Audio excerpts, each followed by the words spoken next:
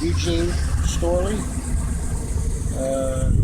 former Marine, served in Vietnam back in the 60s. That's been many years ago. I don't want to get too much into my case, but I was a cop in Miami. I took an early retirement because of an injury, and I've been just doing music. I'm a DJ.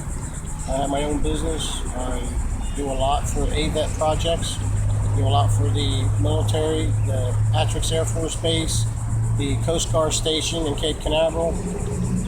They keep me pretty going, pretty busy. I just happened to come to deposit some money and we could write some checks. And I shot to the bank real quick, and I was in there maybe 10 minutes.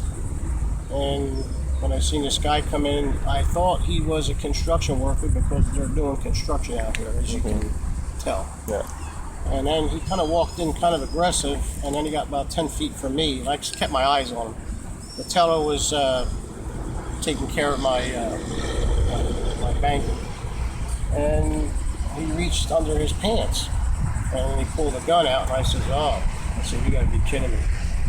So he came up to me and he shoved me, and then I said, you gotta be kidding me, and I shoved him back. And then I was just sitting there waiting for a window to try to tackle him, and he tried to get the gun under the window, and he was aiming it at the teller, demanding money from the teller. And the teller did the right thing. He dropped to the floor, and then I made my move and grabbed the gun. We were struggling for the gun, and then he said, you gotta be fucking kidding me. And I said, I'm not kidding you. And then all of a sudden he just broke loose and hauled us out the bank.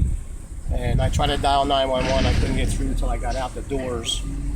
And he ran around the back, and I was on the phone with 911. They wouldn't let me get off the phone. They wanted me to stay on there. No. I wanted to get in my truck and go chase him, but my keys and everything were locked in the bank, so I couldn't do no more. Would you say your Marine training actually helped your reaction? Everything, all of my training, I'm pretty good. I got some good training, and it just kicked in. You know, I wasn't letting him hurt anybody. I was concerned about the people in the bank, the safety of the employees, and I just had to do what I had to do. You know, I didn't even care about me. I was worried about them. You know, I'm 65. You know, I lived a pretty good life, so I'm not going to complain about it.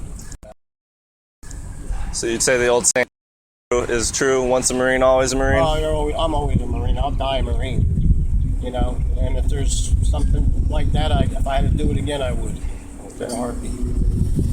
All right. Thank you very much, Eugene. You're welcome.